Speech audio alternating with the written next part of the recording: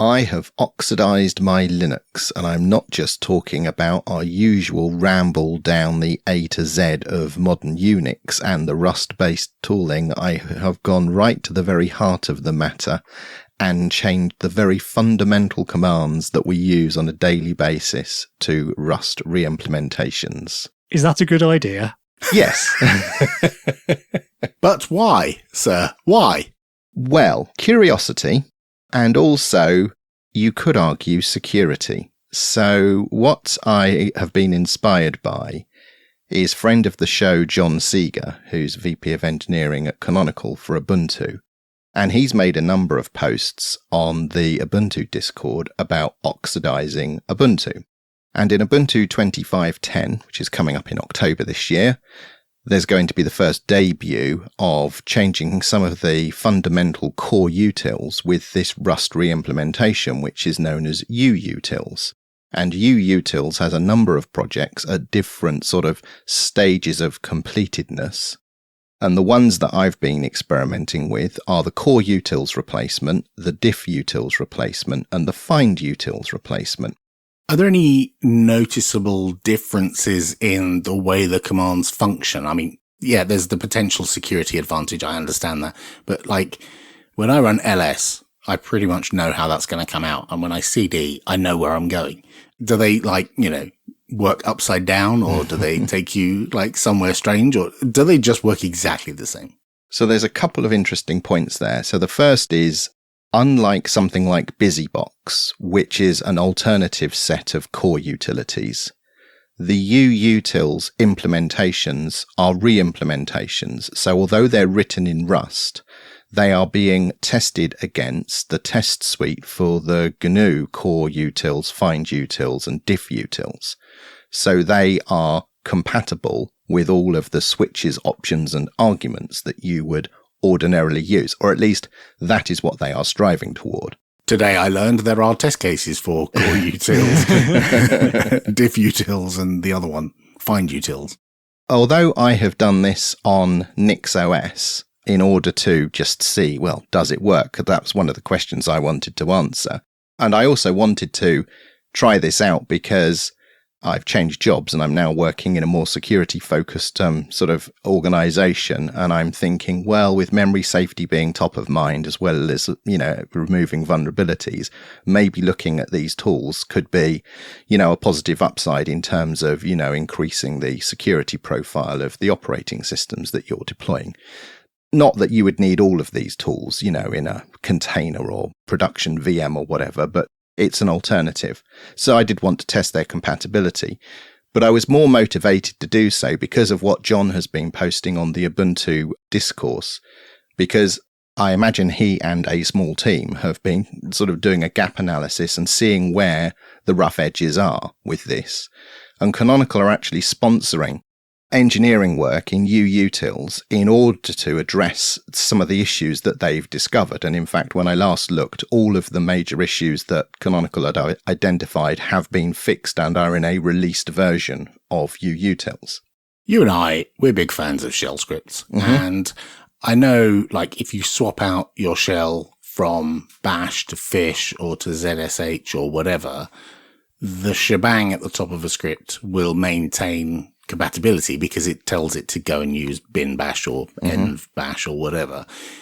Is there some way in which, if I'm running scripts that heavily rely on these utilities and I have expectations when I write the script of what the output's going to be and what the performance is going to be, is there any way for backwards compatible, can I run a script and say, make it use the old tools because I know this script is broken with the new tools?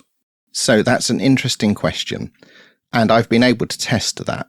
Now, what I'm about to describe is from the NixOS point of view, but we'll have links to the posts that John has made on the Ubuntu discourse.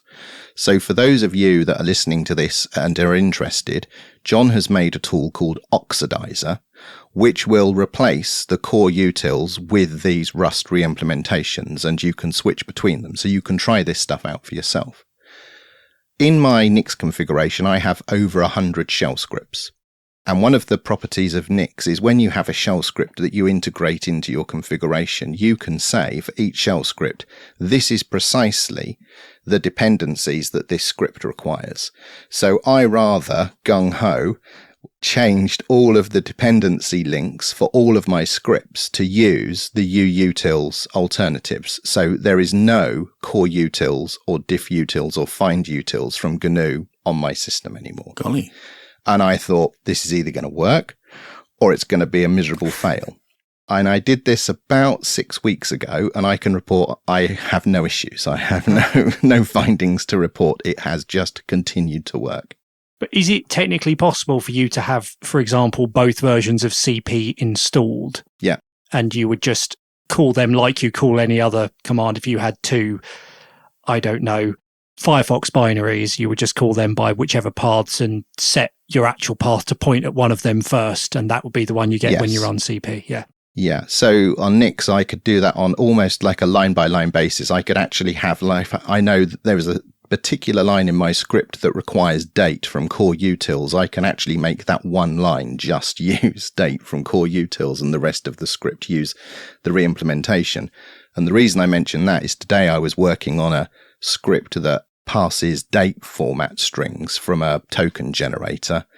And this was the first time I found that the implementation of date in uutils just didn't format the string correctly. So for that one script, I said you can go and use core utils as opposed to the uutils, because it absolutely required a feature that is a failing test in the uutils project. So that's fine for the Nix people, but what about the 12 of us who are running something other than Nix? Well, like I say, if you're on Ubuntu, John has got Oxidizer, and that will replace core utils and diff utils. So diff utils is things like diff and CMP, and then find utils, which is find and locate and xargs and things like that. So you can experience this on a more mainstream Linux distribution, let's say. And the other thing that's at the heart of this, and this was the one that I was most cautious about, is there's a project called sudo rs, which is a sudo reimplementation. Now, unlike the uutils project, they are specifically not reimplementing everything that exists in sudo, because they're saying that there are some things in sudo that we don't need or shouldn't have in the modern world. Mm-hmm. So they're being very deliberate about what they implement.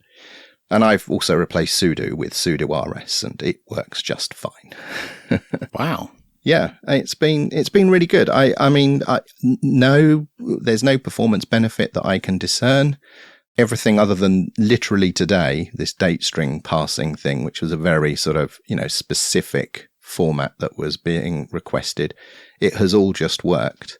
And one of the reasons I wanted to look is I know Ubuntu is switching over to all of this. So by the time Ubuntu 26.04 comes round, which is the next LTS, all of the core utility underpinnings and sudo in Ubuntu will eschew the long-standing GNU implementations for these new Rust versions. When you mention GNU, I am reminded that these utilities are licensed under the GPL. Are the Rust reimplementations also GNU, or are they under some other license than GNU? And could that be one of the motivators why some people want to switch to these tools? I hadn't considered the license point of view at all. And I just had to have a look. They're licensed under the MIT license. So fancy that. Who would have guessed it? So, there it is. This is the brave new world. And earlier on, it was funny that I think the commands you mentioned were ls and cd.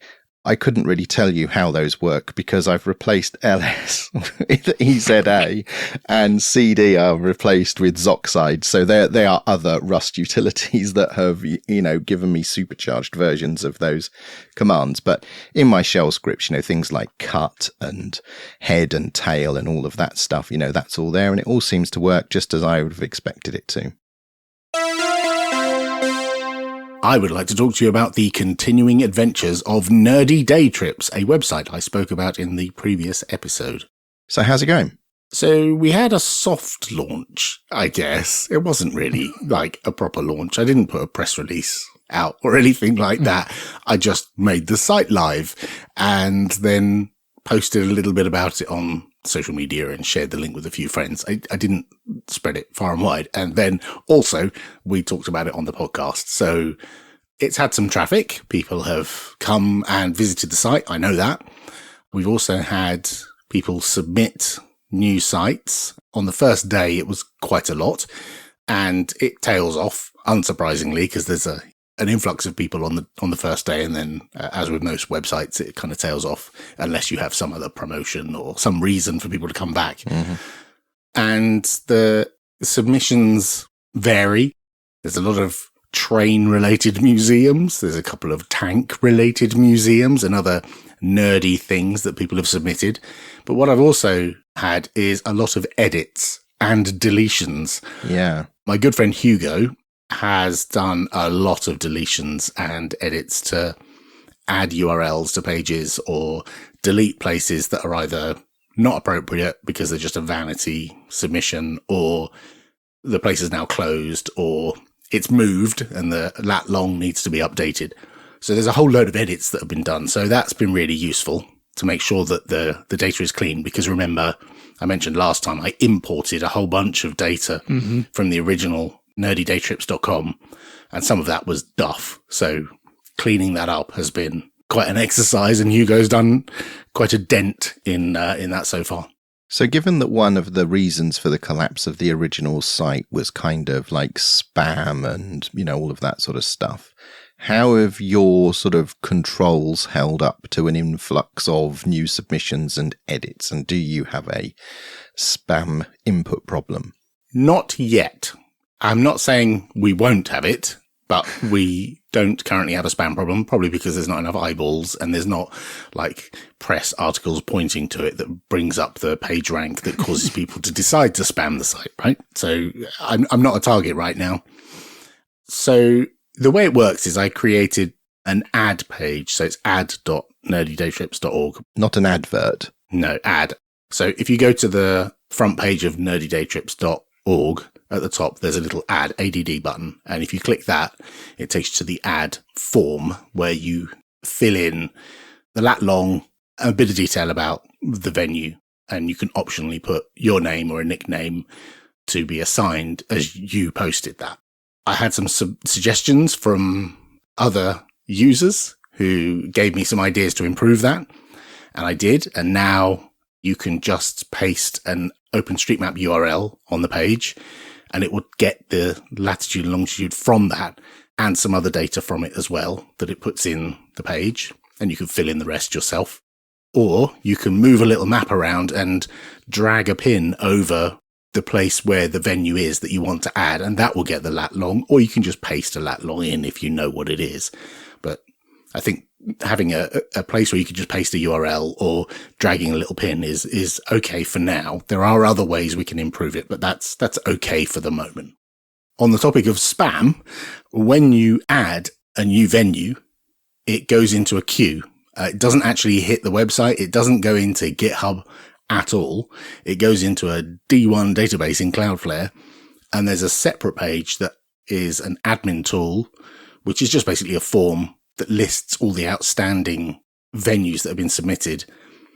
And it presents a link to Google Maps and OpenStreetMap that I can click on and see where it's pointing to on the map, and the URL that the user entered to the venue. So I can see what the venue is, and I can see where it is on the map, and then I can just zoom in and see if I can see the venue on the map, in which case, yes, they've put it in the right place. And then I can hit approve or reject, and most of them I hit approve. And as soon as I hit approve, it creates a pull request with the right formatted data for the Hugo website, and also gives me an intermediate step where I can edit any of it. So sometimes I have to edit things, but I've done a bit of error correction now, so I don't have to edit them quite so much anymore. There's the odd thing I edit, like change the format of a URL or change an apostrophe or something, but most of the time I just hit approve and it creates a pull request, and then at some point that gets approved and then that's on the site. So there hasn't been a spam problem yet. Okay, so you've just reiterated there what I remember, which is it's using Hugo as static site generator. So how on earth does your ad form work with all of these interactive features and a database? So when you hit the ad page and you fill it all in and then you press the submit button, as long as you've filled in all the fields that are required, that just gets stuffed into a SQL-like database, which is a D1 database in Cloudflare, 1 row per venue. And the admin page, when I click approve, it shows actually a dialog box with the Hugo formatted stuff in, and the admin page converts the SQLite database row into the front matter that's recognized by Hugo, and the description goes beneath that. So it's not really that hard because it's just, is it TOML or YAML or whatever the other one is? It's structured data. And so it can create that very easily. And then I just press the button and it creates a pull request. It's easy. And it's a static page that does all of this? The ad or the admin page? The ad page? No, neither of them are static. Well, they're a single HTML page, but when you hit submit, it calls a worker function in Cloudflare that does the validation and submits it into a database. So that data gets submitted to a JavaScript bit of code that's running in Cloudflare, and that then does whatever it needs to do in order to put it into the D1 database. It's just an insert into the database, right? With a bit of sanitation, obviously. And then the admin page just does a select on that database, that same database. And when I hit approve, it runs a different piece of code, JavaScript code, which is another Cloudflare worker that can then use a GitHub token to talk to the GitHub API and create the pull request, which is, I think that workflow works quite well. Now, it won't scale. If thousands of them come in each day, then I'm going to have a bit of a problem. I've thought about ways to work around that. For example, I could have an allow list of people by looking at the nickname and and IP address or whatever, and then allow those through because I recognize those people have submitted. But I have to be careful with that because, people can submit a bunch and then submit bad ones, or, there's various ways to exploit that kind of thing. So I'm being very careful not to just open it up and expose it to the internet and allow anyone to submit anything.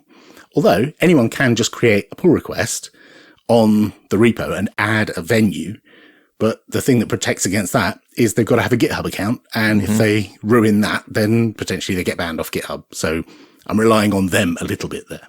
So I think this podcast has got a lot of explaining to do, because here you are, like borderline cloud native developer now, using D1 databases and worker services and all of this stuff. I mean, and containers and Docker is now a daily activity for you. I think if nothing else, this podcast was worth doing just for the journey that we've gone on. Yeah. And actually, I've quite enjoyed it. It's been a new project for me, I know Hugo and I know a little bit of JavaScript enough to be dangerous, and HTML is not that hard. The thing that I have the hardest time with is CSS. That's the thing I'm having real trouble with. Yeah, I agree. Making it look nice, for sure. Just to make sure that I'm following properly, when you mentioned earlier your friend Hugo, you weren't being cute about your preferred static site generator. There's actually a person involved called Hugo, as well as a piece of technology. Yes, there is a human meatbag called Hugo, who I've known. He was one of the first people I met at my local Linux user group, and this was 22 years ago, something like that. And I haven't been that evil to him because he's stuck around and he's contributed to this thing. So I can't be that terrible a person. But the other thing I wanted to mention is that I have a Discord server as well. I've completely gone off the rails now. I've got a Discord server, and every time someone adds a venue, I put a hook in the ad page and it actually sends a notification to a special channel on the Discord server. So I get a notification on my desktop. I didn't have to build any notification platform because I just turn on notifications on that channel in Discord, and I get a ping every time someone adds a new venue, which makes it very easy for me to know when new ones have been added. I don't have to go and hunt it down because I just get a ping every time.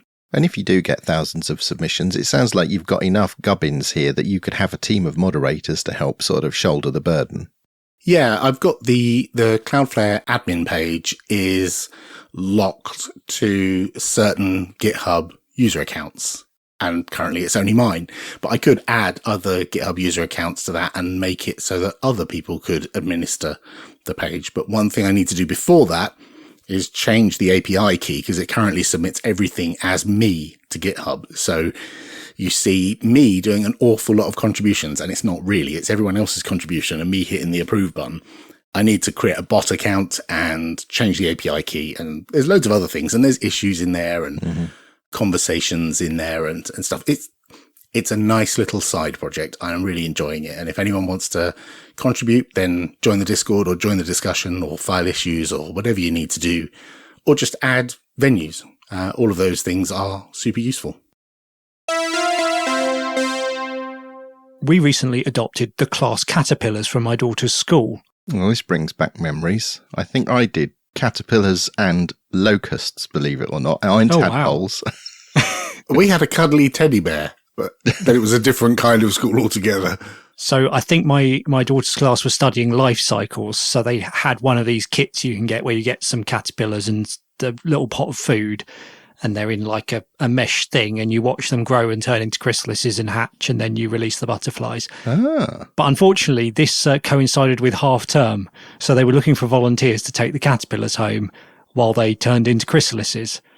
And as my daughter had become quite enamoured with them, we thought we would volunteer. Mm-hmm. And while we had them, I thought it would be fun to take a time-lapse video, which we could then share back with the school so that the rest of the class could see the process. Was this so that you could prove that you hadn't like replaced them when they all died in your custody and just replaced them with ones that looked very much like it? You've got a constant camera on them so all the students can know Mark and his family didn't kill the caterpillars. Yeah, we didn't just go into the garden and like catch a load of butterflies and stuff them in a bag. No. Right.